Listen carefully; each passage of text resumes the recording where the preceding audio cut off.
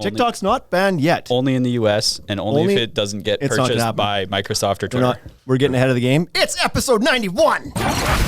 Welcome to the Ultimate Deck Podcast. Ultimate Deck Podcast. Helping you keep your finger firmly pressed on the decking industry, the people in it, and the information you need to master the backyard. And now, host of the Ultimate Deck Podcast, Shane Chapman. Why didn't anybody tell me that coffee was going to be really hot before I committed to a full gulp on the first swig?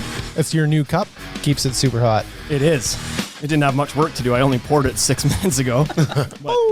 She's a toasty one. It's pretty hot. We are here. Shane Chapman, Wade Laurent. Hello. Bryce Wolniak. Wolaniuk. Whatever. You should spell that Just differently. Bryce. And Brandon Fuchs or never mind. Careful. Fuchs? We can wrestle right now. Fuchsy? Oh, is this the arm wrestling episode? Three-way arm wrestle episode. Shane and I against Brandon Yeah. in the arm wrestle. Yes. That's our best shot, I think. It's a double team on Brandon. Tag Dude's team. a beast. We're here with Brandon Fuchs from, I don't know what you're from. You're all over the place. I've got a couple different names, but now we're just trying to stick with one name. So it's North Construction. Okay. Was it North Canadian Construction at one point? I like to call it North Construction, but it is North Canadian Construction. North Construction for short. For short. Or NCC for shorter. For shorter. Yeah, okay. Yeah. And so Brandon's a local contractor here in Regina, and so we're going to do some things with him today. Just podcast things. Not as weird as that sounded. I thought we were going to... The delivery was pretty suspect on that. It was, yeah.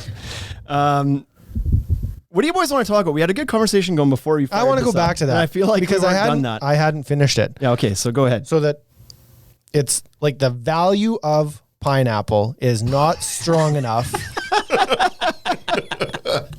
to offset the picking of the fibers out of my teeth. That's all. We were going to do some things with Brandon, and then when we picked up where we left off, it was on pineapple. We're leaving a lot to the imagination right now. Mm-hmm. Yeah. So... How about you? You said you like pineapple. I think he's wearing a pineapple shirt. This is how it all started. Bryce has a pineapple I shirt. have a pineapple shirt today. This kicked off the conversation. So I like pineapple well enough. It's fine. There's a song about pineapple. But it's a ton of work to when you get it from the grocery store. pineapple under the sea. That one? SpongeBob? Oh, SpongeBob. Come on, you got kids. I don't have voices like that. I got them all.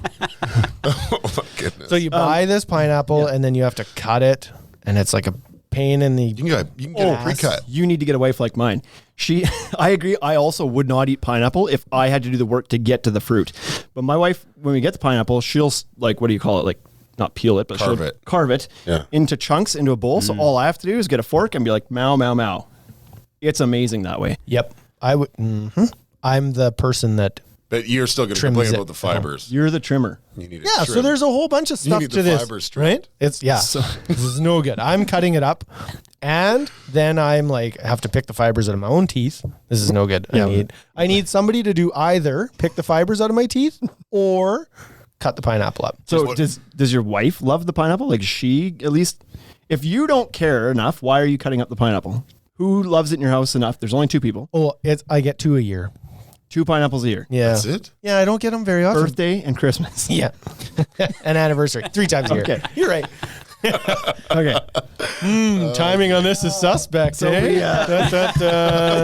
So, anyways, I like every couple of months or every quarter, I'm like, I want a pineapple, and then I get, that's exactly it. And so then I full regret. and You then have to pull the fibers it's like, out. what a pain in the ass. This thing is so much work, and it doesn't taste that good. It's amazing. And they're like, I'm not doing this anymore for 4 months till you forget. It's like kids. You forget how shitty it was. Yeah. And then eventually you're like, I really like pineapple though. Then you forget because, I see how that works. I think it's delicious. I think you guys are Pretty good. I also think it's delicious, but like I said, I wouldn't do the work. It's a lot of work. I also love Kiwis. What do you love now? Fruitiest episode we've ever had. And not just because Brandon's here. Ooh. I also really love kiwis, but I also don't like the work to get into a kiwi. Kiwi's I a like lot of fruits work. that No, they're not. Cut them in half and eat it with a spoon. No, that's cut it in half. Cut the top off and eat it because with they a got spoon. lots of fibers on them. What happens if you get some of the outside in your teeth? Oh, yeah. No. You use a little spoon and you just like... Why are you biting into a kiwi? try it out. Try You it. should. You should try it. What if you got all the fuzzies off? Yeah. So that was just a smooth fruit, and then you ate it like an apple. I have the best story about kiwis. So my parents, It's like the very first time they ever bought kiwis, they picked all the seeds out because they thought that it was like, they didn't think you were supposed to eat the seeds. That's a commitment. Imagine how many times the kiwi probably got spoiled by the time they were done. There'd be no kiwi left. It was like, yeah, my mom was telling me that story. She's like, well, when we they were young, they were 19 years old. They'd grown up in rural Saskatchewan. Nowhere. They grew up. Yeah. They'd never had a kiwi, right? Because you're down in Cardiff, Saskatchewan. You're like tucked away in the little corner of the province. And it was like, they grew up in the 60s and 70s. So that kiwis weren't just readily available. They moved to Calgary. They find kiwis, they cut it open, and they're like, oh, well, there's tons of seeds in here. We'll take the seeds out. That's what you would do with the apples and the oranges you got. So out come the seeds. But not with a banana, and they're the same size seed as like a banana. Then they had a pomegranate, took all the seeds out of that, and they were like, where's the meat? It's just Anyways. It's just a pile of shit. Yes, we eat the peel. Okay, so I would eat kiwis over pineapple. Kiwi over pineapple. Yep. What about dragon fruit? If they were both, Never had a dragon fruit. Too much work. You don't. There's no work. You cut it. It's like a white kiwi. It's a white kiwi. Yep. Okay. Well, But it's bigger, so No fibers. like maybe this weekend. The work to reward ratio is higher. There you go. Because it's bigger and it's there's more there. It's got more. It's way bigger cool factor. Okay. Oh yeah. Like you're not called dragon fruit. That's way better than called anything else. You're not going to Instagram It about looks the scary. kiwi you Like had. it looks like you're going to eat it and die, but it's delicious. What did you say? The reward to work ratio is good? I think that's what I'm going to do now. That's how I'll base my food on. Have you had a star fruit? Yes, I have had star fruit. It was really good. Weird. Somebody cut it up for me. That's why I ate it. Yeah. It turns out that Wade's favorite foods are those that are prepared. That's why I like restaurants so much. I don't have to do my own dishes. I just go there, eat, and then it's like exchange for goods. Thanks so much. And I leave. That's what money's for, right? This is the guy whose episode was planning is everything. Planning is everything. Wants zero planning when it comes to eating. Just presented and in. Wrong. I planned to do no work. That's a fair point. He has to plan if it's going to be dinner or supper. Nope. Plan for dinner. Supper just happens. You open the can of beans. Is it dinner or supper to you? Well, evening meal is called what? Supper. All the time? All the time. Never dinner. Dinner time. What is Dinner it? time. So when do you eat dinner? Ever? Is that not a word? You just said it was dinner time. But Supper? Is that at noon? Supper's at dinner time. Lunch. Yeah. Noon is lunch. So you have supper at dinner time? That's what he said. Yep. No, okay. Stop. I heard it. Rewind it back. That's lunch, what he said. Lunch is at lunchtime. Noon. Yeah. Okay. Noon, generally. Supper is at supper time. When is dinner time? Dinner time. Dinner time is, it's always dinner time. All right. Okay. 8 minutes and no value. Yeah. We just gave tons of value. Dinner is used for breakfast, lunch, or supper. Dinner is just Dinner's a all the name time. It's for just the a meal. act of eating. Yeah, it's an activation. Eat. The activation to eat. An act of eating. Activation to eat. Okay. Are we done? Pineapple's good. We've determined it. If you don't have to work for it, we like it. He thinks it's complicated. He's got a lot of like prerequisites for pineapple. Right. He's high And so where I would eat a honeydew melon over a pineapple. Now you're gonna piss me off. Money melon. Honeydew. Honey melon. It's money melon. That's for old people that have dentures. honeydews are largely flavorless. There's not enough going on in there. You just suck It's at like picking them. No. It's like the sparkling water of the fruit world. It's like you expect it to be really good, and then it's never as sweet as it should be. This is so true. It's like, oh, that's close to a fruit. Yeah, that's close to an actual melon. drink, but it's just Put ice cream in Because like you come from like ice cream in it. you go from a pineapple or like a good watermelon. A good watermelon crushes a honeydew melon. A good watermelon crushes all things. Rotisserie chicken, steak. Yeah. There we go. A good watermelon wins all things. I agree. It's pretty good. Also, Cantaloupe? we buy Beats it it. in one of our Tupperware containers already cubed. That's how it shows up in my fridge too. Oh, you do you have a magic coffee table? Have you seen that? No. The magic coffee table? We gotta show you this. If anybody hasn't seen the magic coffee table skit, look it up. It's so funny. Just put stuff on it and it disappears. The premise of it is like men are so oblivious to how the household actually runs that they think things just do themselves. Right. It's like the guy's like, I don't know, I just just throw my gitch in the coffee table. And So it just gets done. The story behind it. The magic coffee table. The story behind it was the lady, she left him. Yeah. No, she didn't leave him. She was complaining about how she has so much stuff to do in the house. And he was like, okay, listen, I'm going to tell you the secret. This is a magic coffee table. She clearly doesn't know about this table. She doesn't know about the table. Here's what happens. You just I put my dishes there. I put my dishes there and then they just disappear. And so I wasn't going to tell you because I thought I was the chosen one. Right? And so, and she's the one doing it. She's like, you have to be kidding me. Happened. And he was like, sometimes I just pile as much shit on the table as I can to see if I can get it all. And she was like, and then she left him. She leaves, right? Yeah. And then, so the detectives are there and he was like, my wife was abducted. And the one lady was like, I don't think it was an abduction. I think she left you. And the guy was like, no, I think she fell on the magic coffee table and took her away. And there was a male cop there and he was like, I have one in my house too. And the female cop left. Anyway, it's hilarious. I have one of those. Super good. The irony of this whole thing is that I don't have a coffee table at all right now because we got the other one we had, we got rid of, and then we bought one, but it's taking months to get here, probably because of COVID. So I got no coffee table right now. So shit's piling up in my house. There's laundry everywhere. You need a magic coffee table. It's all in the same spot. The watermelon's not cutting itself up. Well, your magic boardroom is not working, so. Nope. No, I haven't blessed that one yet. I got to bring in an old priest and a young priest, and then that one will do tricks too. Yeah. Okay, I think it's time, right, Bryce? Is it time? It's time. Just so you know, Mom, I'm working on something very, very big, very important. You're going to be very proud. It's the Worldly News. Here we are with the Worldly News when the value really starts on the podcast. Let's get her. Okay, the first story of the Worldly News today is world's last Blockbuster video store is listed as an Airbnb I saw this. for sleeping over. I saw this. Yeah. Where is it again? It's in Oregon. Yeah, it's not somewhere you're going to go if it wasn't there. Well, right? You would now, though. I will now. You're thinking about it. It's like this the weekend, actually. We haven't booked the hotels in Banff yet. We're detour.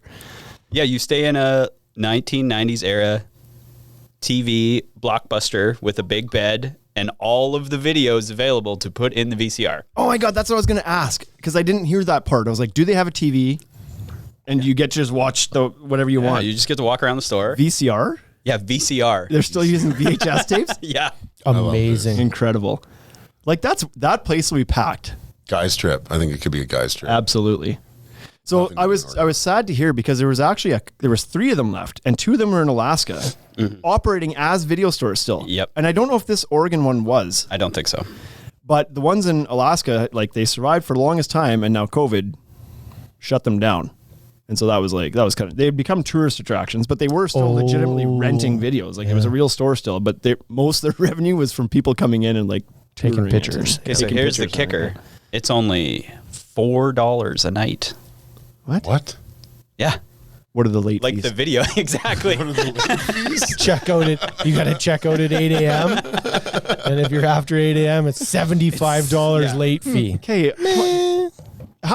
That's not sustainable. Yeah, they've got to put a model in where they can be around for a little bit. I think it's because it's the 20. How many people get to stay there? What's the capacity? 20. I didn't see that. COVID. You're sleeping with 30 of your closest friends. Full party. Full party mode. Full, pajama party. Pajama party.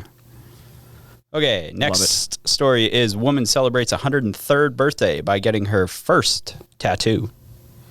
What was the tattoo? Come on, I didn't get that far. Sorry. If you're going to look the stories up. Could you imagine small Get the frog. punchline. A small frog. Where would you put on her arm. Yeah, on her arm. Why? Next. Okay. What is it? Can you even make that frog look anatomically correct? Oh, but I bet you can make it do tricks. Right? Yeah. Its tongue is constantly fishing for flies every time she moves. So 103. You have tattoos? Yeah. And did it say what the meaning was behind the frog? No, just because she wanted a tattoo before she died. And it was the first page of the book before her arthritis acted up in her wrist. Yeah, exactly. She was turning so she pages. could see it all the time. She got to F and it was frog. Yeah. Okay. Good for her. Why not at that point? The fear that people have with tattoos is like, yeah, but what's it going to look like when you get older?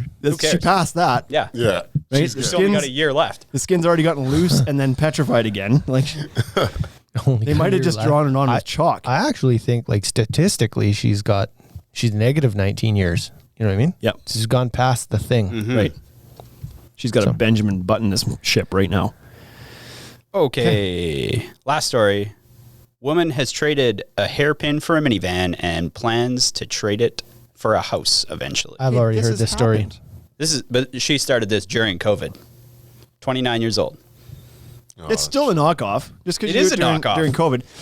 So, are you familiar with the red paper clip? Of course. I've heard of this. Where was the guy from that did the red paper clip? He ended up Kipling. in Kipling. Yeah. He ended up. I thought he was from Kipling. No, I don't think he was from. Oh. He wasn't from Because Saskatchewan. that's where he I don't ended think. up getting the house. That's where he got the house. So I don't even know if he was Canadian. For sure, he might have been, but he was not from Saskatchewan. So this guy, because these people won't know this story. That's right. This was probably what 10 years ago. Yeah. This guy decides he's going to go on a mission of trading up items until he gets a house. His goal is to like end up with a house. He started with a little red paperclip and he traded for whatever. I think one of his first trades was like he traded a red paperclip for like a cabinet door handle. Yeah. That was like a little made out of clay with a face on it. Like it was Yeah, it was like the something dumbest thing. But he traded up, ended up with like a quad or something at some point, kept trading up. Ends up with a house, but it's in like jokes on him. It's in Kipling, Saskatchewan, right. Population 800, whatever Kipling is, right? And he was, I don't know where he's from, but not here. Not here, but now but it he has a worked. house in Kipling. And now Kipling has a monument there. Yeah, they have a giant red There's paper. a giant red paper. Oh, I didn't know that. Yeah. Oh, they're reaching True for story. that one. So this girl is just like, she's They're reaching for that. Well, they needed They're something. trying to get like, more let's be people honest. there. What not else are you reaching going to too far because it's clipped right where they left it. It's a functional paper. Functional giant paper clip. It's holding some giant papers in the That's park. right. Until the wind picks up. So what's her, same thing. She's starting with what? She started with a hairpin, like a bobby pin. Okay. Like this story actually kind of pisses me off. She traded, the last thing she traded It's not for original whatsoever. to get the okay, fine. Have you heard? I'm done with this girl. Have you heard about I hope she fails. I hope she does not get a house. Have you heard about the Trolls doll? She'll trade for the house in Kipling that guy got. Watch.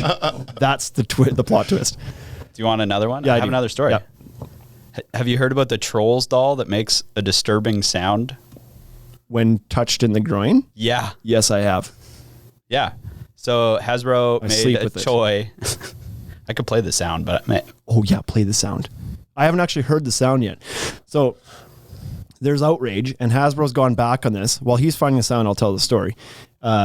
They've made a doll where the button to make the doll do its giggle or its laugh, whatever, is in the doll's crotch. Okay. So you have to go up the doll's skirt and press the button, and then it giggles and whatever. And there's like a whole movement. Oh, boy. People saying like, really? Now's the time, as we're talking about Yeah. Epstein and all these kids going missing, whatever, that we're going to normalize getting touched in the baby button, and then the doll enjoys it, and they're like, this is messed up. And so Hasbro's come back now. But what? Like a gasping sound. did you And hear I it? know that some of you may not like, You're gonna have to rewind. So- that. No. but especially Somebody post. There it is. That's the sound. Does 3 sounds. like a gasping sound. Ugh. So somebody posted about this and was like, the real thing to be watching for. This is all conspiracy theorists, so I loved it. And was like, I'm hook, line, and sinker in on this one. So huge pedophile ring trying to be broken up right now. Media won't cover it. Nobody's talking about it. It's just like, it is giant worldwide stuff. And then we're now like in the process of covering everybody's face. And so your face has to be covered all the time. And it's like, dude, pay attention. Like, because now people can steal your kids and you won't even know who it is because their face is covered. But not even to mention that, like, your kid could get stolen, and if they put a mask back on that kid, which they're supposed to in public, Boom. how the Now are you you can't supposed to know who it identify Can't it. is? identify him. Right. So it's just like, yeah. Anyways, This is crazy. the world's a messy Next place topic. right now. Sorry. Right? Let's get to a real topic. Right? Let's Yeah. get to a nice topic. Way to lead us down that hole, Yeah. Bryce. I just Let's stay positive here. Okay. Next. Are we done with the worldly news? we're done. That's what we're going to end on? God. I have another one. Let's Okay. just do Is it a one. happier one? Yeah. Can we? Is it something about Pizza Hut? Like, A guy thwarted a pizza robbery by throwing a ball of dough at the guy. Called it. Is in New Jersey. He tried to rob a pizza place, and the guy just like the guy behind the counter. Yeah, big ball of dough. Covered him in dough, and he hit the door on the way out. Knocked him out. Yes. Is there a video of this? No, there's no video. There should still be a video of that. That'd be fantastic.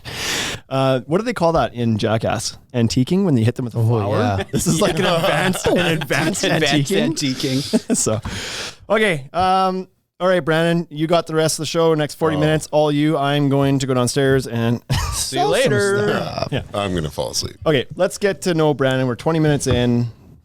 20 minutes. You like pineapple, and the news is crazy. Love pineapple. The news is disturbing. Tell us a little bit about you. We met, I don't know, kind of when we opened the store a little bit, 4 or 5 years ago. And at that time you were doing garage floor coatings, Superior. Superior Garage. Let's give the history of how you got to where you are today and how you got into construction and a bit about yourself. So when I was a little kid, I watched Bob Vila instead of cartoons. Oh, nice. Are we going that far back? Absolutely. Sure, Bob Vila. Do we have enough time? Yeah, 40 minutes. Next time on this single house. What we've talked about for the last 20 minutes shows we don't value time at all. So take whatever you need.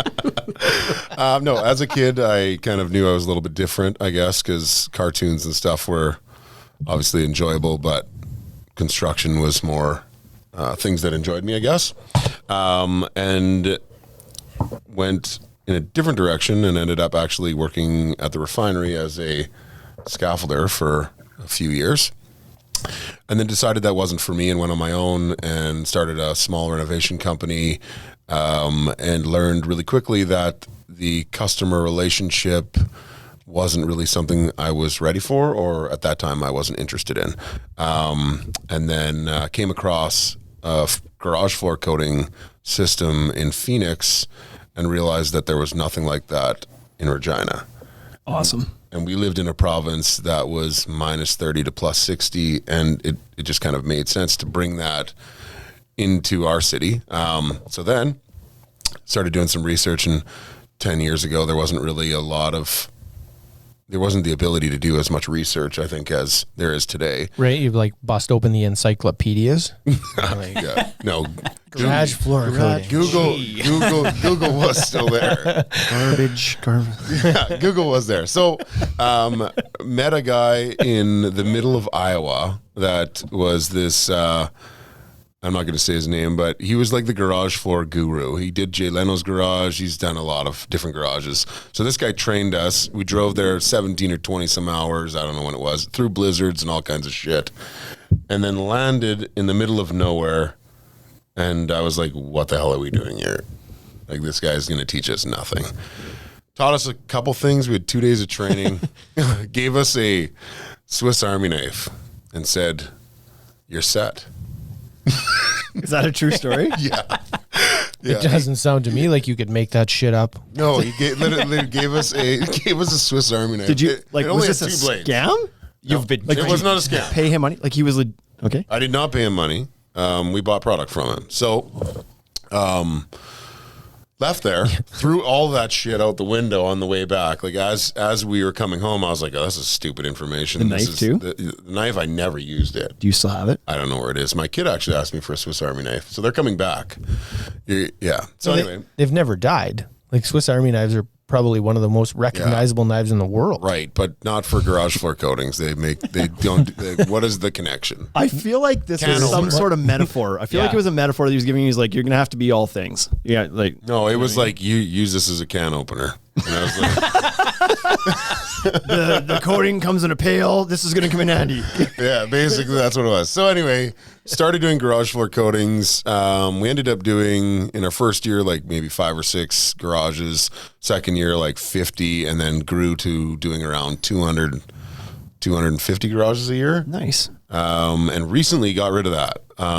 Alongside that, so before we were in construction, obviously, and alongside that, we were still always doing construction, specifically only for clients that we wanted to work with. I guess we were really selective with who we'd work with, primarily because I just didn't want to piss around and, have to fight for a project. Right. I hated that. We wanted to offer grade A workmanship, but not fight for the work. Right. So, and then alongside that, our projects continued to grow. We did huge renovations, huge additions, $500,000 renovations, and we're a garage company. We built a Taco Time as a garage company.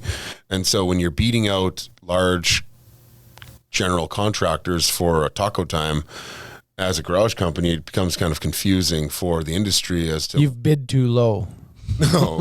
No, we made good, we got paid on it.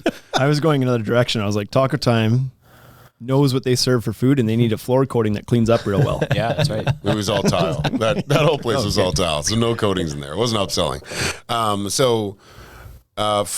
The challenge was we had these two companies kind of built together, and I knew that my passion was back into construction because I understood the customer's expectation, the sub-trade's expectation, the supplier's expectation, and we needed to focus specifically on construction. So we recently got rid of the garage floor coating company, and is that somebody bought it? Like, it's still running? Closed the doors and ran, or somebody bought it. Somebody bought it, and they're booming. And do they need a new lease? Handed them a Swiss Army knife, and you're like, you're all set. There you go. Yeah. Not really. No Swiss Army knife. I've grown this thing to what it is, and I just needed this little knife. Yeah. Can we see the books? Nope. You can see the knife. Here's the knife. That's all you need to know. No, we, in our 10 years of business in Superior Garage, we've done around 3.5 million square feet of garage floor coatings. So substantial. That's a couple, yeah. And we live in Saskatchewan, which is like, what is there, 1 million people here? Yep, total. Yeah. So But there's some big sheds out there. 1.2. Yeah, but you know what? The market share for that is like this big. So we capitalized on the majority of the market share. So anyway, got rid of that, and now we're in a position to focus on construction. We've been slowly positioning ourselves to focus on construction, and we've kind of built what I believe is a really clean list of sub-trades and suppliers, and now we can provide our customers with exceptional service. So when you were doing the garage floor coatings, it was Superior Garage was the garage coating side, and your contracting business was Superior FD Contracting? Yeah. And that's transitioned to the new That's company. That's transitioned to North Construction. I believe I've asked you this before, but the FD... Yeah, that was, I had a partner. Fuchs and Dice. Yeah. Okay. So I had a partner with that, and then he moved to Vancouver and has started construction there as well. So both of us kind of were in that game. Perfect. This is going to come full circle. He's going to end up working for you. I can see where this is going. Okay. So, and then this whole your new company, North Canadian Construction, is more recent endeavor, like within the last year. Is that right? It was just it's basically a rebrand of Superior FD Contracting. So basically what it is... But kind of a model change too. It's a model change, yeah. It's a transparent construction process where we provide our customers with full transparent billing process. We charge a management fee. So they have the ability of, interacting with our sub-trades without concerns about numbers coming out, and they can operate utilizing our price. So in most cases, when we go to a supplier's business, we get a discount on light fixtures, flooring, and that kind of stuff. And with most construction companies, those numbers are then marked up again. So they're dabbling with the supplier end, getting a little bit of markup, and then they're dabbling with the markup just that naturally that comes with it. Whereas we give our best price. So I will consistently work with the same sub-trades and suppliers to allow them to trust me enough that they can give me the best price possible, because if it's not them, somebody else will, and then I will provide that same discount to all of my customers. And then you're just marking up a percentage on top of it, on top of the overall super transparent. That's interesting. That's a neat way to go about it, and I'm sure a lot of customers would appreciate that, because you hear a lot from one of the common complaints about contractors is the lack of transparency in their pricing. A lot of people are like, I want to see a line by line breakdown of what this has cost me, and contractors are always like, nope. Yeah, and it's hard for them to show that. I can literally slide the invoice across the table and it will show my discount to them. Yeah. And then I mark up the number after the discount. Interesting. Do you ever get pushback from people with how much your margin is, or do you find that you're qualifying your customers enough that they just they know that up front and they're like, yep, I'm good with whatever the number is? Yeah, that was the other thing actually I noticed. We just did a site walkthrough today, and when all of the trades come to site, We've been there 3 times already. So if I, like, we'll do trade walkthroughs, and our trades will come and evaluate their scope of work, and then we can provide the customer with a detailed cost breakdown. So when they come there, they know there's a 95% chance that they're doing the work because I've already prepped them for what that number will be. Right. So there's no fear. And when you bring all those people there, it gives the customer, it builds that level of trust that, okay, he can dictate and demand these individuals to come here and provide this information. And now it's fairly accurate to where we originally started. So the next step is to proceed with the work. Right. Yeah, it's interesting because of the transparency of it, it leaves the homeowner with very little, like, unknowns and little, what am I trying to say? There's like no apprehension that you're going to try and screw them over. Because it's like, well, he'll show me the invoice. And there's nowhere for them to kind of push you, right? To be like, we'll do it for less because you're showing them what you paid for it. Yeah. It's like, no, I can't do it. This is what I'm being billed. And you knew at the front when we signed the contract that it was X% on top of this. So it leaves them no room to later be like, well, you were like, so then you do a little better on something, right? Yeah, this isn't an anomaly. Like there are home builders that have done this for years on like custom homes, and it's called cost plus. Right? Yeah, so this isn't cost plus. This is kind of like fixed cost plus. So because I bring all my sub-trades and suppliers to site to review their scope of work, and because I give them so much additional work, that if you messed up in your estimate that day, that's on you. We can't go back to the customer for our inabilities to not complete our tasks. You just have to own that because somebody else will be better than you. So when you come to site and you look at your scope of work and you give me a number for that scope of work, even if you can't see all of it, you should be educated enough to know what's inside of those walls to make an educated decision. And then you put forward your best price, and then we move forward with that. If things come up along the way, you need to absorb that because that's for you to get better, I guess. Does that make sense? So if there are unknowns that are discovered, though, I assume you have a process for, we do, like a plumber comes in and like, I wouldn't work for you. And that, I'd be like, no dice, I'm out. Because if I open a wall up and there's aluminum wiring in there and everything but everything on the outside looked like it because the last electrician that went through changed the plates on the outside and didn't follow code. And I'm looking at proper plates and I'm like, oh, well, there's the right fixture on there. There's a current fixture on there. So legally that electrician would have had to touch it, but it turns out it was the homeowner that did it. And I opened the wall up and it's aluminum wiring. I'd be like, yo, I didn't know that was there. Somebody tampered with that wall. That's a little different, but to solve that problem, when you go to site to review your scope of work, you could look at the electrical panel and you'll see the wiring because it's identified as aluminum wiring. So you would have had an opportunity to take a look at that. They're held to their scope of work, but there may be some scenarios. There's some scenario. There has been scenarios where there's things come up, but like, we try to provide enough information to everybody so that they can provide a really qualified price, and then the customer doesn't have any uncertainties. Because if you come back and we're doing a $500,000 renovation and all of a sudden I have $150,000 worth of extra things that just came up. Within like who has $150,000 just kicking around to throw down when they're already probably at their max budget.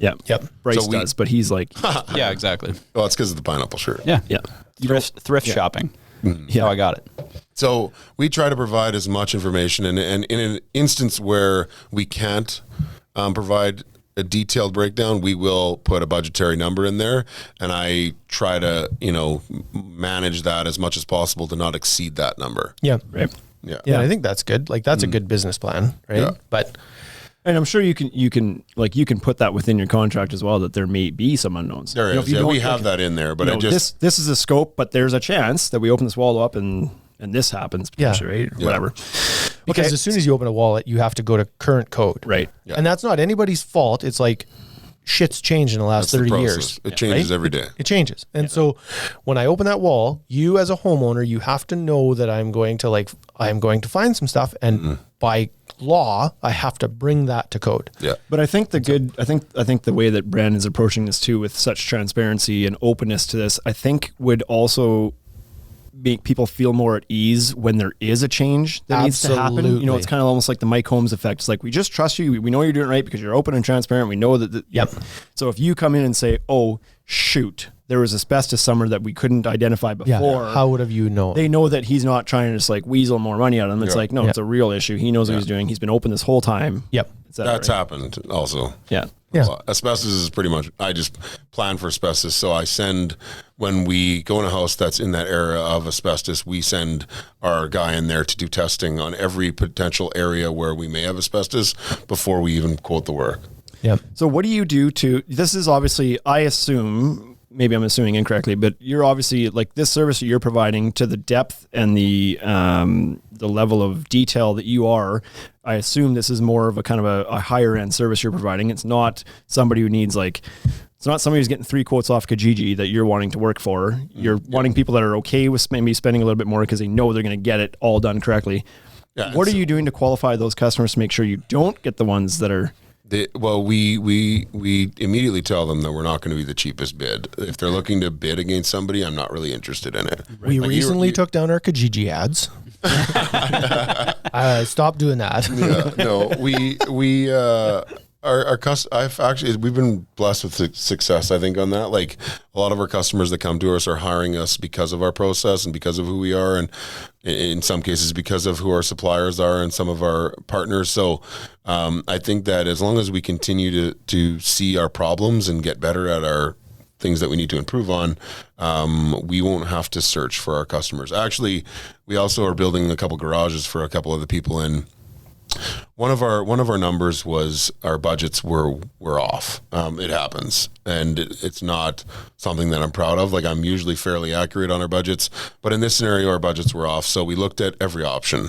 And then the way we build our garages is we hire a framer, we hire a sider, we hire a shingler, we hire individual trades that's kind of their superpower, I guess. Most efficient at each. That's what they're really good at. And they'll produce a better product. Like, you're a decking contractor or supplier, and you're really good at that side of your industry. And so we break down that project in a framing, cider, shingler, soffit, trough, and we quote it that way. You can buy decking packages from companies, obviously, like the whole package, siding, shingles, everything. Yeah. And then there are companies that build that. And so we looked at that option with like 5 other builders in the city that will build the whole package for us. Right. So we're still managing the project, but we're hiring one company that'll do it all. Mm-hmm. And we priced that comparison to our process, and we actually became almost equal. In most cases, in some cases cheaper, because some of these people value their time a lot differently, and they can charge a little bit more on the shingle or the siding, or it doesn't really matter. If you're paying $7,000 for the build versus a breakdown of this guy doing this and this guy doing this and this guy doing this, we learned that our process actually can be very competitive in price as well. Primarily also because we do so much work with the same people, they give us their best price when we're going into it. So it works out that the customer is actually getting a better build at the end of the day, because all the right people are there doing their part of the work. Right. And it feels like you have like a little bit more insurance on your end, because you're dealing with so many different people rather than just one group. And if they screw something up, it's all on that one group rather than the shingles were screwed up. Yeah. Yeah. So the garage is framed slightly out of square, but it's like, no big deal. I was the one who framed it, so I'm not going to say anything about this. I'll just put this window in a little bit crooked. Whereas if somebody else is doing it, it's like they have to depend on another trade. Yeah, and it's like, dude, your wall's way out of square. I can't. Yeah, and that's kind of where we come in. Checks and balances all the way along, right? Where we come in is we're kind of the realtor for construction, where we'll micromanage that process to make sure that people are following the process and making sure that they're giving the customer the best product at the end of the day. Yep. Perfect. Got a comment from Regal Ideas, and they say that this is the best approach that you're taking right now. I think so. Yeah, I learned this approach from Superior Garage. So what Superior Garage taught me was doing 5 to 10 garages a week was customer experience. So I'm dealing with 1 or 2 new customers every day on the front end, the quoting, and the end where you're invoicing, and you need to have a happy customer when you get them, and you need to leave him happy. Mm-hmm. So how do I leave my customer with the biggest smile possible? And it's about them knowing everything that's happening. Donuts. Pineapples, obviously, both of those things. I actually love donuts. Pineapple donuts. Pineapple donut. Is that a thing? It is now. So yeah, customer experience was the most important thing. So yeah. Customer experience is the most important. Everything. I would agree with that. Yeah. Now you guys obviously do everything, but you also do decks and fences, and that's our current relationship. Is that where we supply your decks, and you've got a contractor that you use to build them, and working good, I think.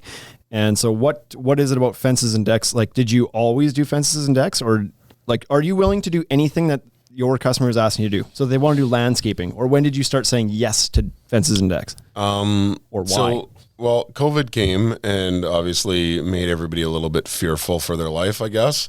Not me. Well, whatever. Heart of stone. Yeah, whatever. Shit my pants for 3 days straight. Yeah. So I was actually in the middle of building a auto body shop during COVID. Okay. We were rebuilding one of Regina's biggest auto body facilities, and we've also renovated their house. So it shows that the level of work that we'll do will be a fence, or we'll build an auto body shop with a spray booth. That's state of the art.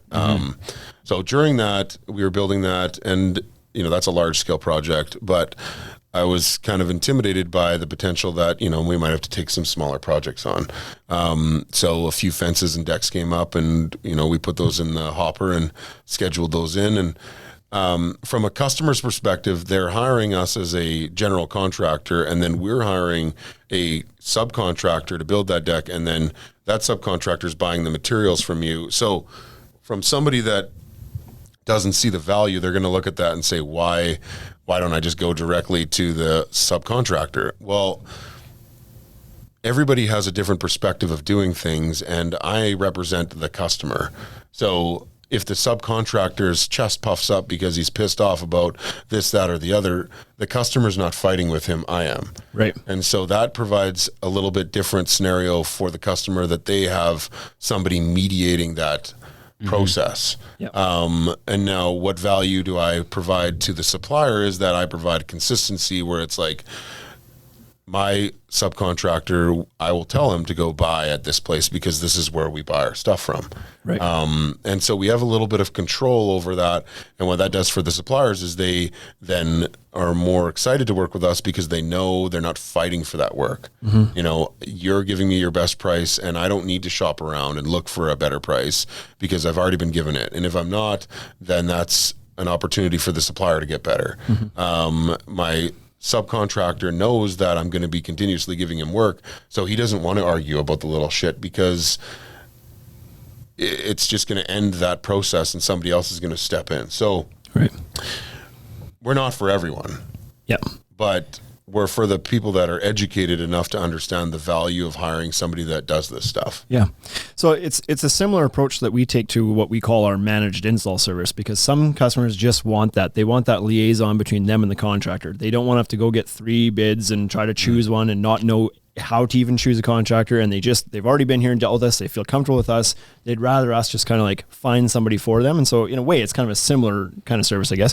It's not a large part of our business. We don't promote it a whole lot. It's just like, if somebody wants us to manage it all, it's like, sure. Yeah, we can, like, you can pay for it all here. We can line up the contractor. We can get the permit. We can put the guy in site and just make it all happen for you.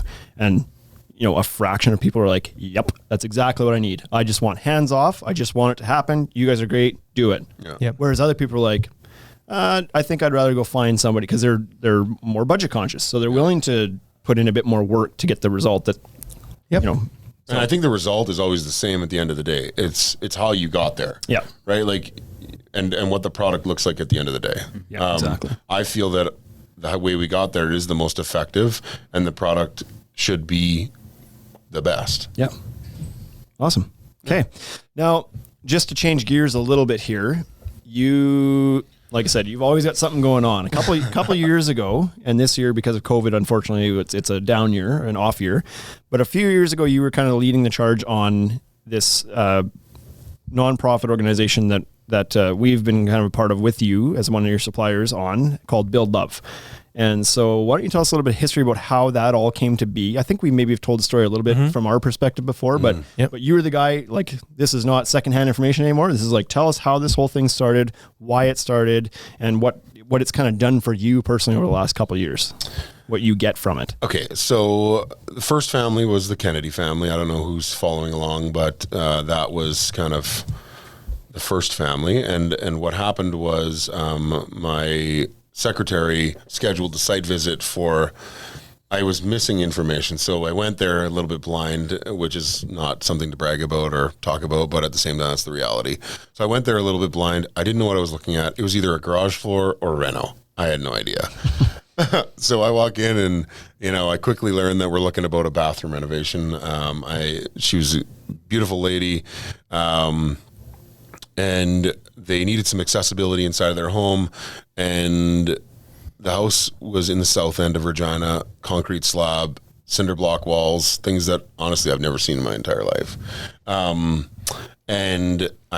They needed to take a bedroom and convert it into a bathroom because the way the footprint of the home was, there was no other way to make their bathroom bigger without demolishing their entire house, because the bathroom was plopped in the middle of the house and the hallway to get there was like 36 inches barely, and you couldn't turn around the corner, and the little girl couldn't get through the door, and it was just like, it was horrible. And during that meeting, she expressed concerns about the cost. Obviously she knew it was going to be expensive. Kinsman was throwing in a little bit of money, but not all of it.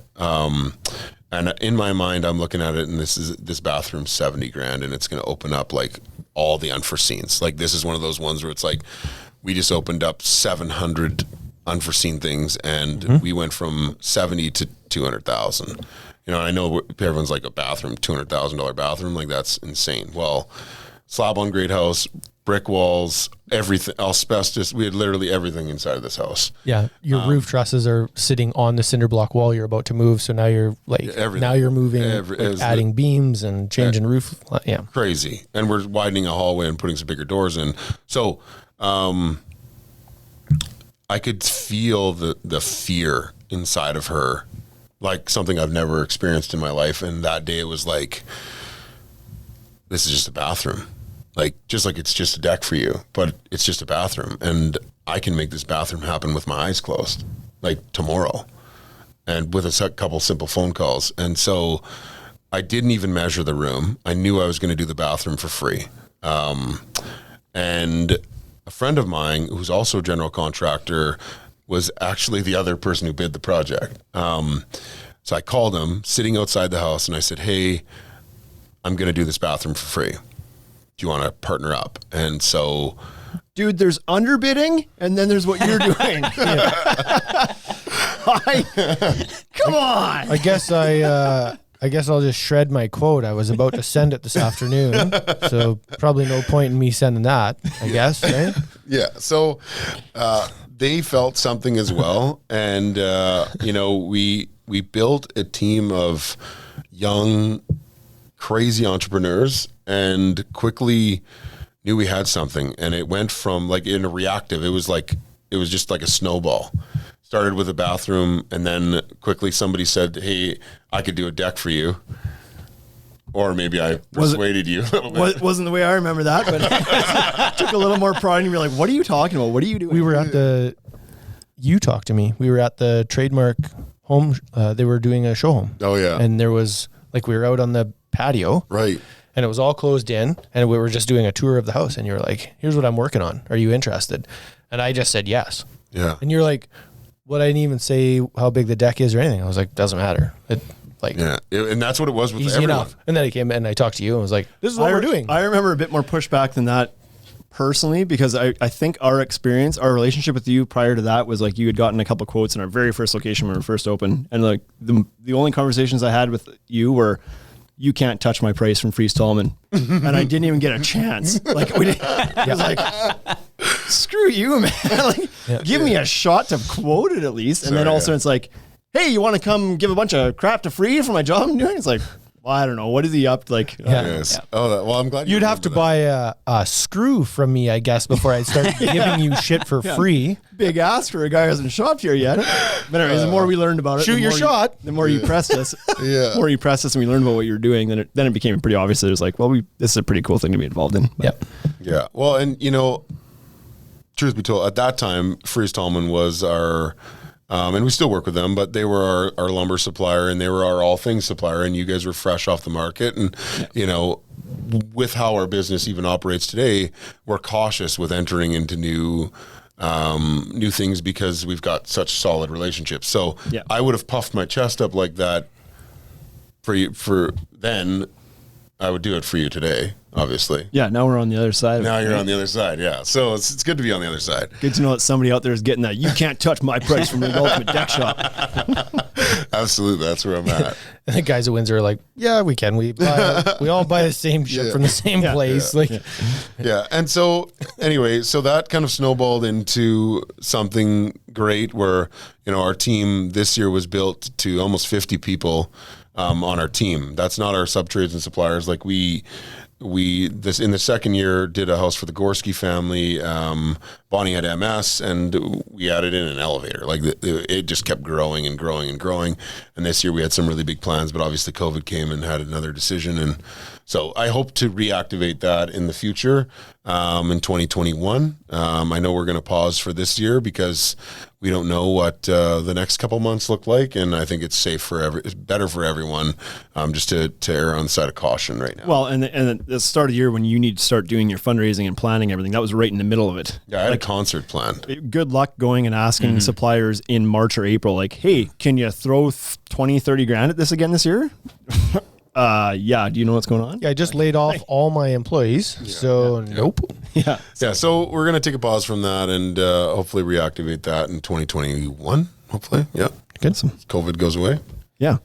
It's been a bit of a phenomenon. I know that it garnered a massive amount of attention within Saskatchewan and beyond, for sure, that project. And I don't know whatever happened with it, but I know there's some people that we were, buddies with out in Toronto kind of wanted to do the same thing and hooked them up with you guys. And I don't know, nothing. Well, the Maryland Dennis Show got attention. The Maryland Dennis Show caught attention. SaskTel was in a strike last year, and we needed to live stream this, and we didn't have internet.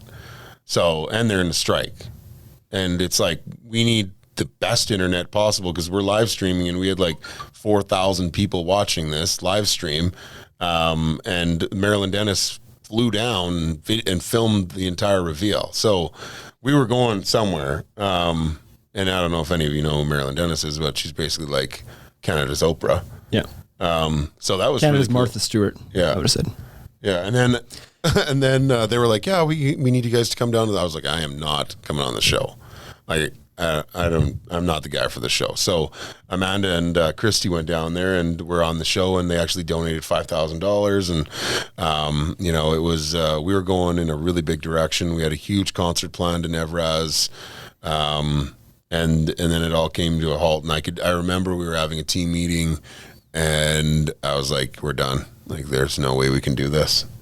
And it was probably the most emotional day I've ever had in my life that day. But, you put 50 people through the ringer and grind them, and we work and build out an incredible structure for 2020. And then all of a sudden comes to a pause, and it's like, that was shitty.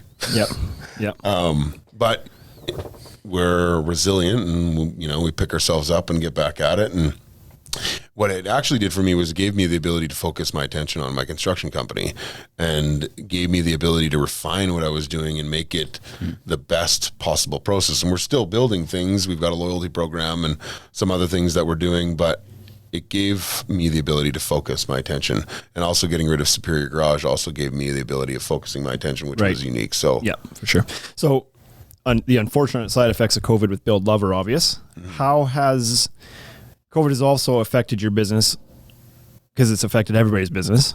Yeah. But in what way? How are you handling this with the new company that just kind of launched? Well, I guess rebranded and we rebranded twice, reorged a little bit, right? Yeah. And so what's it doing for you?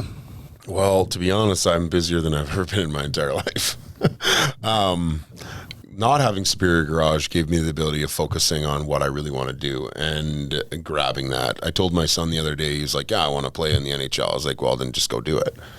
Because I'm that type of guy that believes that you can do whatever you want to do. So I wanted to be the best general contractor in our city, and that's our goal. And so we focused on creating processes and systems that set us apart from our competitors, and it made us really stay true to that. And so what's happening now is we're getting the backlash from that, where now our customers are starting to, they were waiting, and now here they are. Yeah. So we had like 10 projects paused because of Build Love for a couple weeks, and then other projects continued to trickle in, and then it was like, okay, now we have like 20 projects. So now we're in the position where we are running and managing anywhere between 20 or more large scale renovations.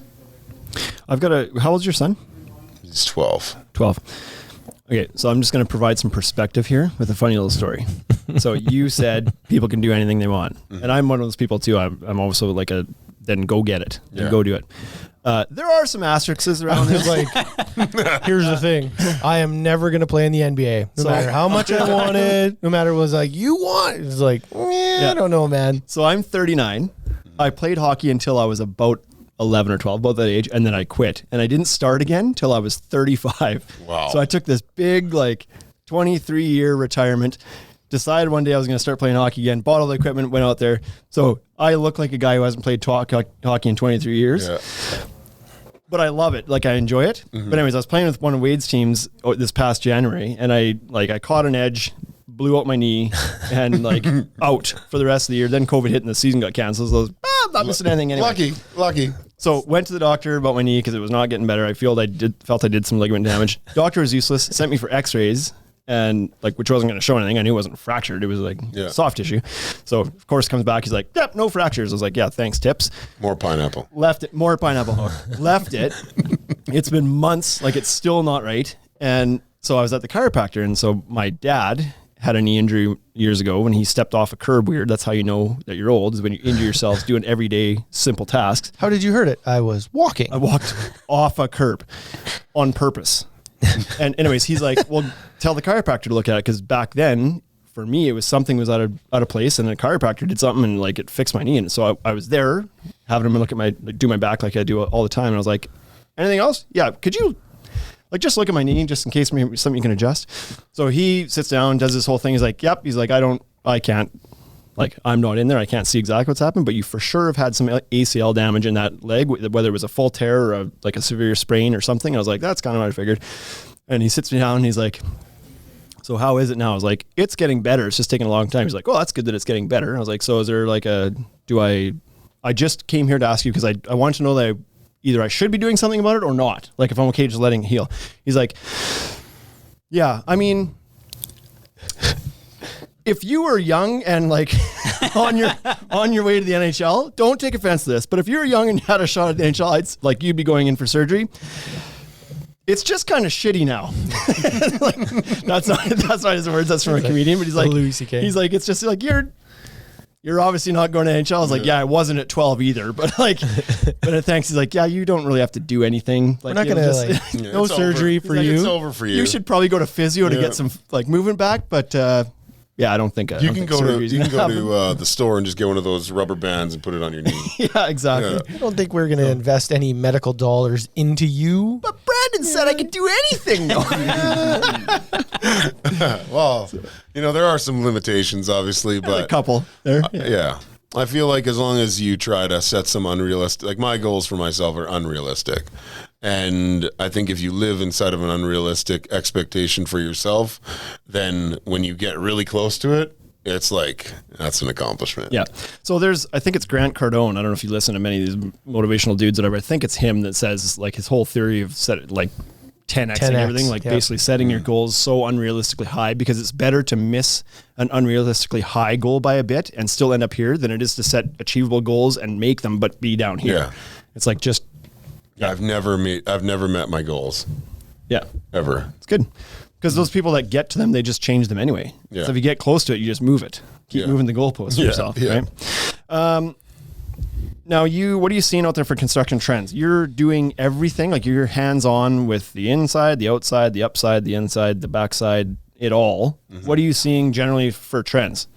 So we work with a couple different designers in town, and so I used to, in another life, say that I could design your kitchen or your bathroom or your renovation, and I've learned that that's not my wheelhouse anymore. I could probably get away with it, but that's not my wheelhouse. And so my wheelhouse now is managing that project and basically taking the trends that have been created by our designers and putting it together. Right.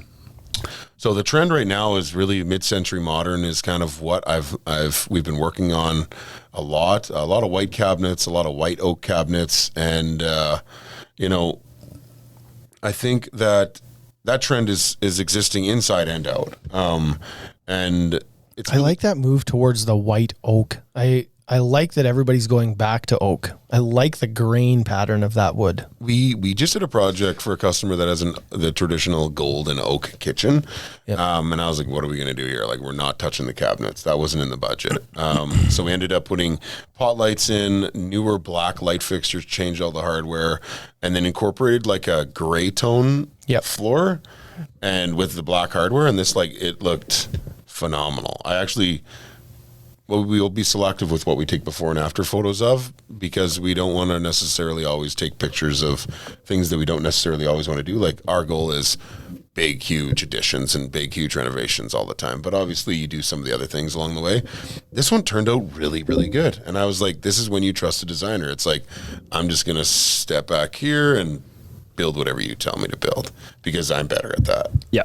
So we just kind of go with what they go with, because they're the ones who know the trends better than we do. For sure. Yeah. That they're in that game every day. Like, it's no different than our store being specialized in what it does. Yeah. A designer that knows all the materials and the trends, and they're spending all their days and they're trained as well on identifying trends and being on top of things and knowing what shades go with what and what materials go with what and everything else. Like, for sure there's value in that. Well, and they're focused on their box, right? Like, this is my role. My role is to design your home. Not my role, but I'm speaking as that person. Yep. So they design that house. That's what they do. So they're going to try to do whatever they can to get better at that. Yeah. And so I'll never compete with that. I'll never compete with a deck shop, right? So it's like, that's why we hire professionals to do each portion, because I will guarantee I'll produce a better product, because I have everybody behind me is not, we're not a jack of all trades. Exactly. You're working with the masters of every trade. Yeah, I can do it all. Like, I've been that guy that thought I could do everything, and then quickly learned I'm not that guy. Like, in my own house, I could tile my own bathroom, but my guys are so much better. Yeah. Yeah, you can't master it all. Like, I think we're all there. Like, I can also, I drywalled and mudded my whole basement. It's like, it for sure took me way longer, and the finish isn't as good as if I would have hired a guy who just does mudding and taping all day long. There's a funny thing right now. Again, Sean from Premier Outdoor Living gets mentions on this podcast every other episode, I think. Yep.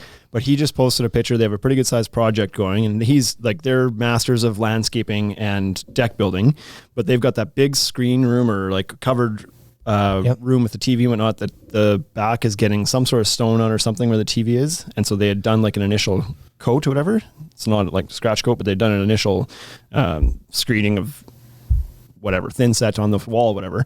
And they were showing how they were going to mount their mantle, a floating mantle. And that was what the video was about. He's like, here's how we mount a floating mantle outside. And some guy was like, great tip, but that scratch coat in the back is an absolute an abomination. It's like, he kind of laughed. He's like, yeah, I was like, but that's because they don't do that all the time. Like, they handled that themselves, but it was like, wasn't the best job, because that's not what they focus. That's not what they know. That's not their job. So. Like, when we were focusing on garage floors, like, I if you were a customer sitting across from me and you didn't hire me, you must have been on something, because like, I literally knew every product that was out there. We were the best in that industry, and we still are. Like, when you dive into something and you become the best at that trade, there's nobody that can touch you. Yeah. You know, that might be a bit ego and confidence, but you have to live like that in order to be the best version of yourself. Yep.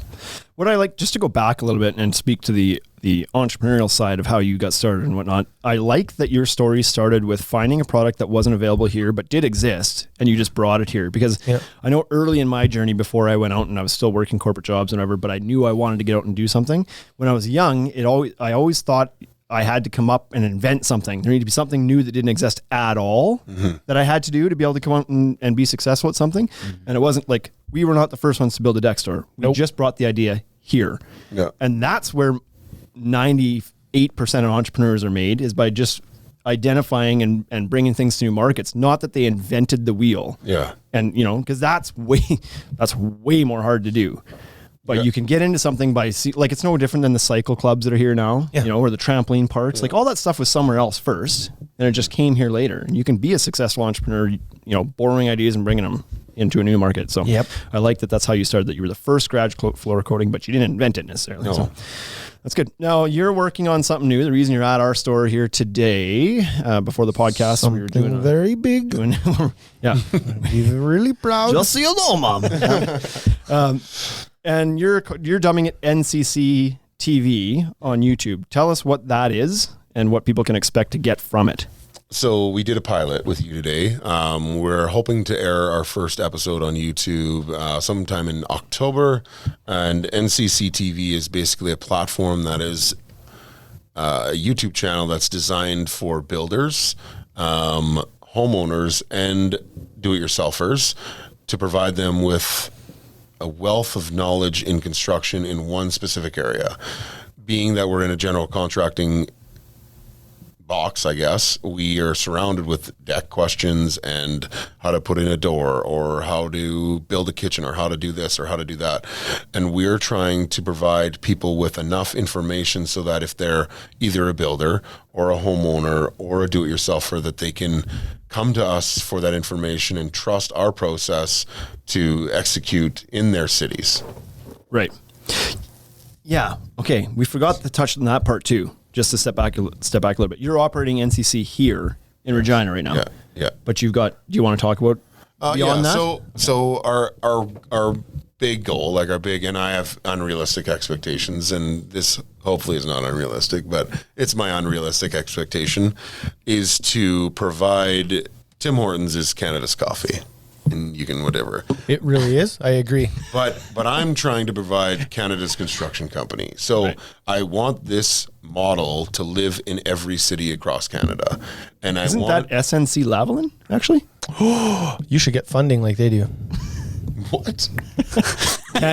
Canada's construction company. SNC Lavalin. Mm-hmm. Well, whatever. I am Canada's construction company, so I don't care if there's another one. You're not catching up who that is, though? No. Do you remember, like, they're do you follow the government? Like, do you follow politics at all? No, I don't. Okay, so they were like, the Liberal Party was like funding them. Yeah. And there was like, they were bidding on all these different jobs across Canada, and then like SNC kept winning and winning and winning, and it was like they were getting all these, there was a ton of kickbacks going back to the government, and it was like a hot topic. But anyways. We're transparent, so that shit won't happen on our side. But they're also paying for prostitutes for their customers and like all this dirty stuff, weird, bribery, like there are a lot of deep shit. But anyway, turns out they're not. Nobody, like, nothing happened. One guy had to step down. Trudeau's buddy. Yeah. He stepped down, but Trudeau got to keep doing his job. Yeah. Anyway, so our plan is to expand. Yeah, order in the court here. Enough politics. Our plan is to expand across Canada and provide this same level of quality and expectation for customers in other cities. We can do that alongside our designers, and we can provide people with, the same trust. Am I going to be renovating your home in Calgary? No. We're going to be looking for project managers that have the same level of expectation that I do, and manage the project with the same processes that we have here. Right. So that's our goal. And the idea is that NCC TV will put us in front of those people that either would want to be our project managers in another city or would be interested in potentially trusting us to either build their home or renovate it for them. Yeah. It's a good brand play to start getting your name into those other markets that before you kind of physically need to move in there. Mm-hmm. Do you envisioning rolling that out all at the same time? Are you going to pick 12 of Canada's largest markets and just go? I'm going to wait for things to happen as they happen. Right. I'm not going to just say, okay, we're in Winnipeg Kipling today. Oh, Kipling. Well, they got a red paper clip. Traded up for that house. Paper clip needs painted again. Yeah. No, I'm not going to say that we're in Winnipeg tomorrow and just say we're in Winnipeg. I would like our customers to trust us in those cities.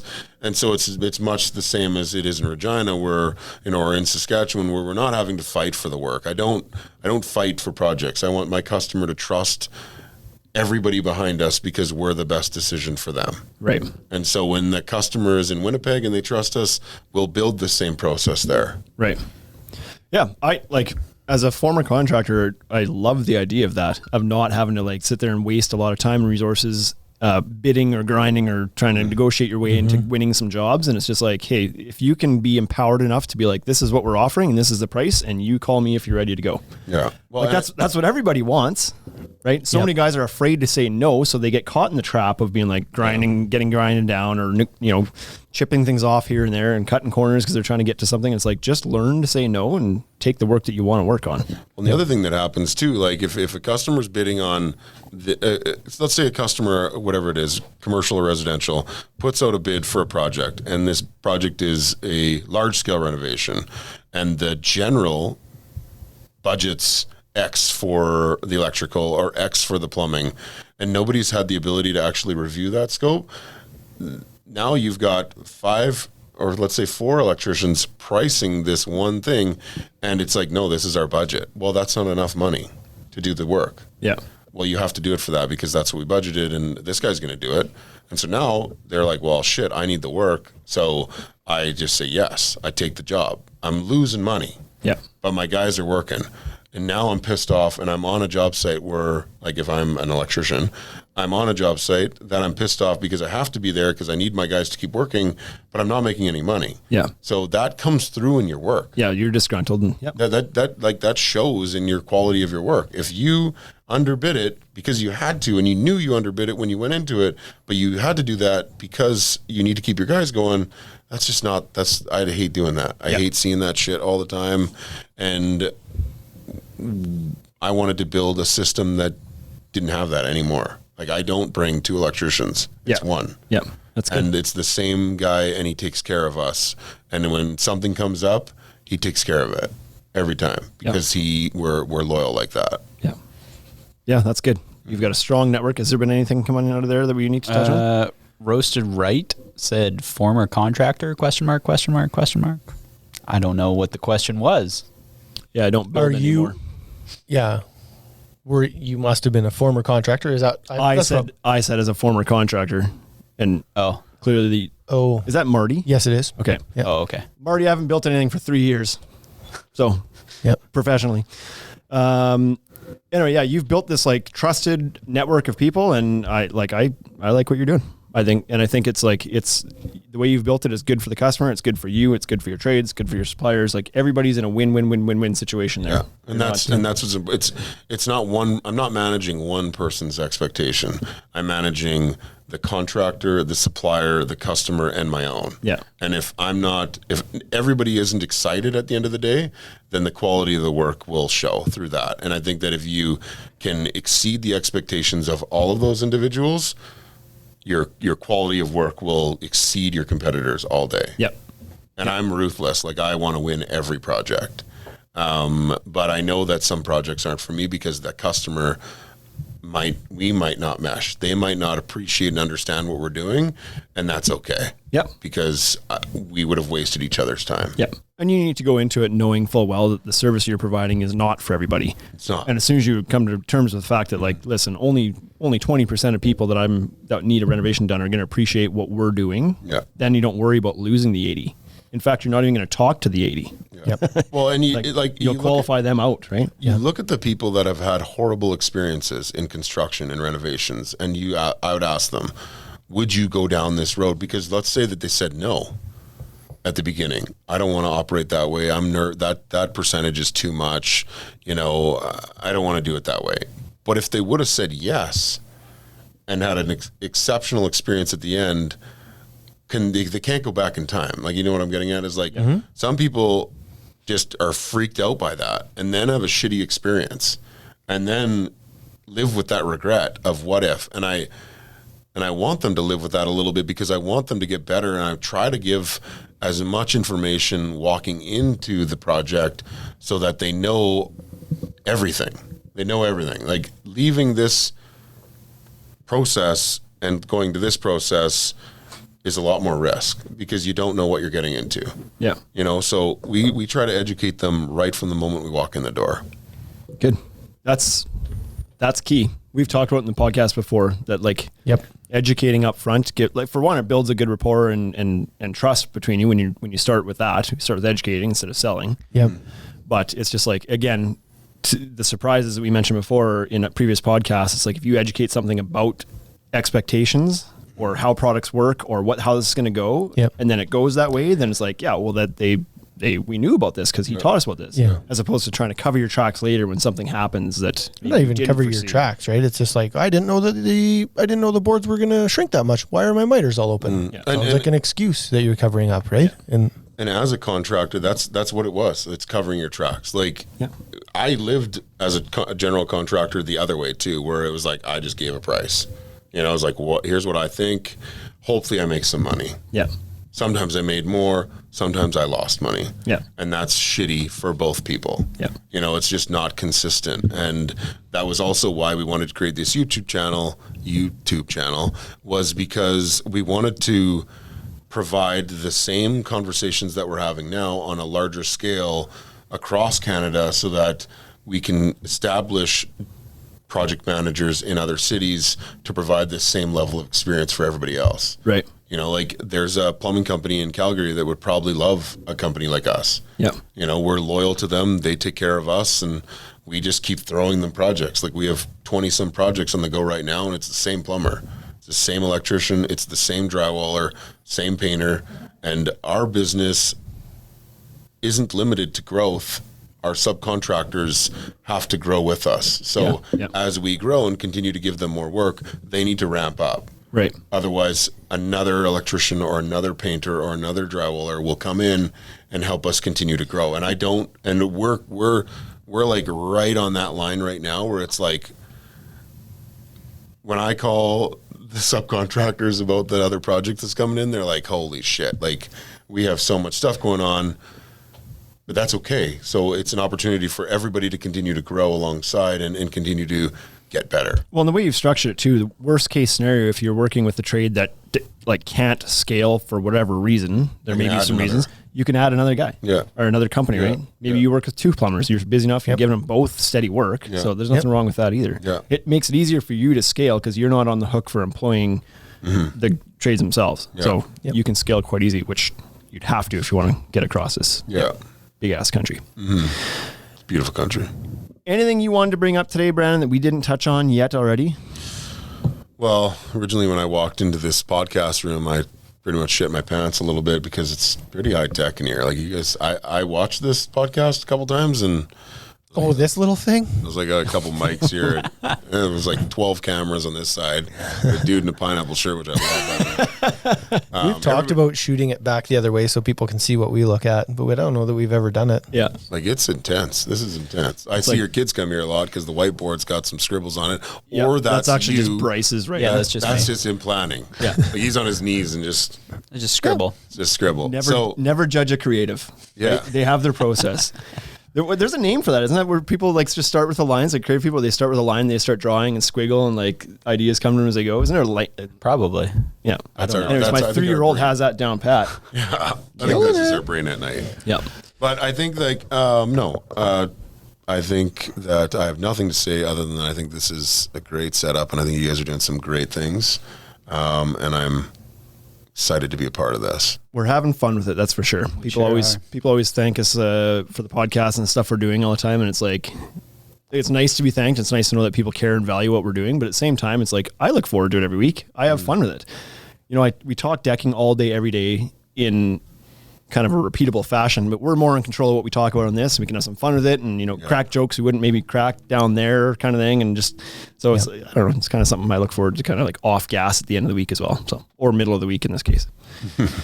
Okay, buddy. Well, thanks for taking time out of your busy day to join us and provide some value back to the people that are listening to this, and good luck with everything you got going on. Thanks for having me.